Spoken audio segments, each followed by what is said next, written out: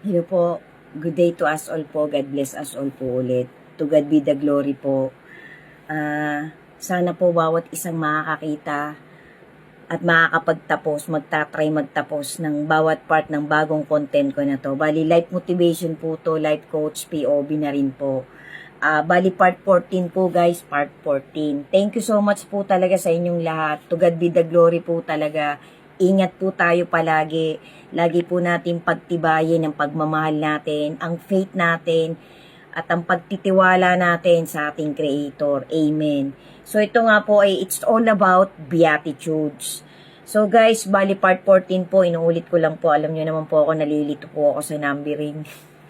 Thank you po talaga sa inyong lahat guys. Hindi po matapos ang pagti-thank you ko. Sa kahit po mangilan-ngilan may nakakapanood po at may nagtatry pong magtapos ng content ko na mga ganito. Thank you po. Pati po sa mga nakakakita ng mga templates ko, mga konting-konting joke, mga AI, mga picture.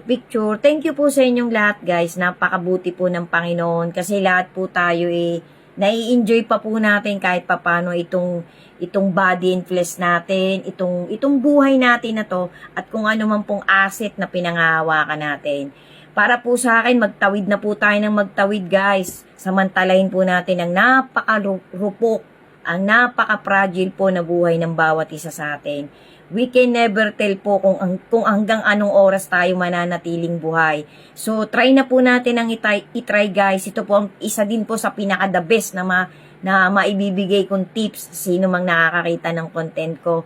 Na itry na po natin ang itry guys na makagawa tayo ng maliliit na good deeds na talagang inaalay natin dun sa nasa itaas, dun sa ating minamahal na Creator at sa kanyang bigatin son. So, amen po. So, bali ito nga pong, doon na po tayo sa sa context ng content ko na to. Bali, yung magkasunod pong part 1 and yung sinundan po nitong dalawang part, talagang POB life coach ko po yun. Sana po kahit papano talaga, nakakapagtawid ako ng maliit na booster na makakapagpatibay pa po para po lahat tayo, ang trajectory pong dinadaanan natin, tinatahak natin, ay papunta po talaga sa motivation ng ating Panginoon. Amen. Wag na po tayong magpa-segue, wag na po tayong maniwala sa mga hearsay, sa mga apostasy, sa mga deception na nagkalat sa globally.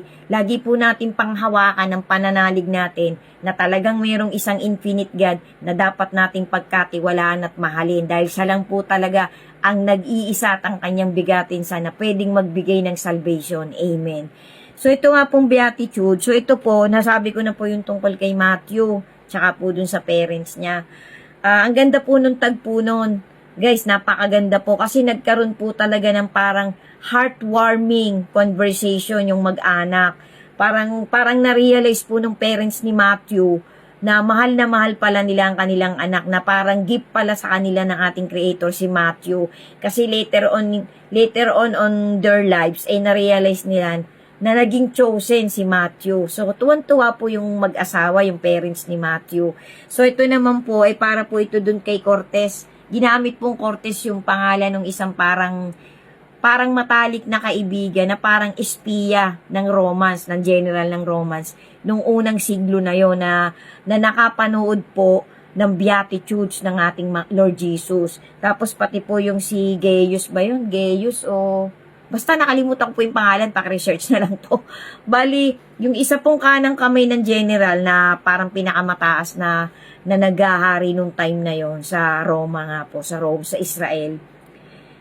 Nakapanood po yung dalawang yon, yung parang isang espiya ng Romans at saka yung isang parang assistant general. Pinakamataas na kawal po yun ng Romans nung time na yon, na nagpipreach at pumuputok na po ang pangalan ng ating Lord Jesus. Nakapakinig po sila ng Beatitudes.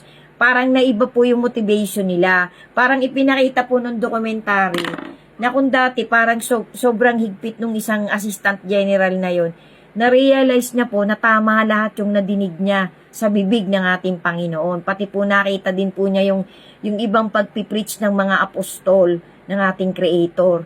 So parang parang naantig po yung puso niya kasi ito pong general na to, itong assistant general na to, ay mayroon po siyang isang anak na may sakit na parang inaasam-asam din po niya. Kaya lang, tinatalo po siya nung pride niya, nung ego niya, na hindi siya pwedeng lumapit dun sa mga apostol ng ating Creator. Kasi nga po, Roman siya eh.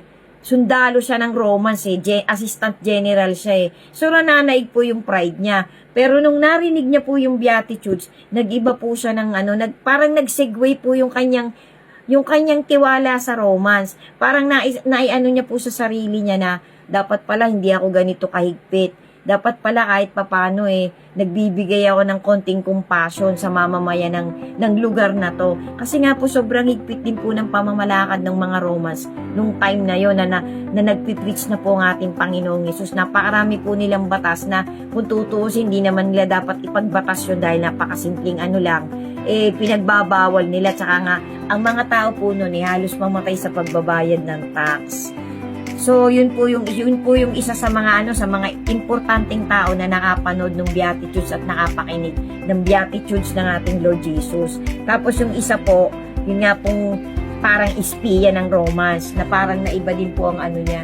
Naiba din po yung parang pananaw niya sa sarili niya. Sa life motivation niya, nung nadinig niya yung mga sinabi ng ating Panginoon. Kasi nga po, lahat ng nakadinig nung siglo na yun, nung time na yun, ay parang nag-purge, parang nalinis po silang lahat. Kasi napaka-powerful po talaga ng salita ng ating Panginoon. So ito po, dagdag ko po dito, pati po si Judas. Si Judas, nag-iba din po. Nasabi ko na din po ito dun sa ibang part ko ng WWTH. Tapos yung pong isang rabbi, yung pong isang parang pari din po siya na mataas, nung unang panahon na yun, na nakinig po siya sa Beatitudes ng ating Lord Jesus. Tapos, isinulat niya po lahat ng magagandang sinabi ng ating Creator. Tapos, parang ginawa niya po yan ng dokumentary na parang sinabi niya sa sarili niya na kailangan walang makakabasa nun. O kaya later on, may dapat may makabasa din nun. Naghanap po siya ng pagtataguan ng sulat na yun. Parang pinilit niya pong isulat lahat ng nadinig niyang magagandang salita, preaching ng ating Lord Jesus. Sundan niyo pa po guys, may kasunod pa po. Thank you po for watching, and to God be the glory po. Ingat po tayo palagi and always have strong faith to our faith.